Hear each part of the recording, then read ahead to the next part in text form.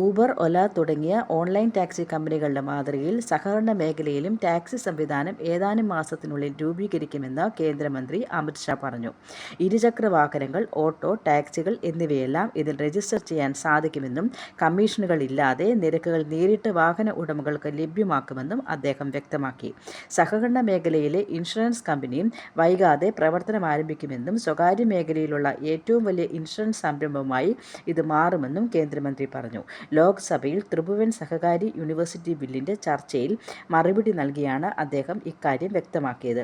ഗുജറാത്തിലാണ് university പ്രവർത്തിക്കുന്നതെങ്കിലും ഇതിന്റെ പ്രവർത്തനം രാജ്യം മുഴുവനാണെന്നും കേരളത്തിലും ആസാമിലും തമിഴ്നാട്ടിലുമെല്ലാം ഇതിന് കീഴിൽ സ്ഥാപനങ്ങൾ വരുമെന്നും കേന്ദ്രമന്ത്രി പറഞ്ഞു.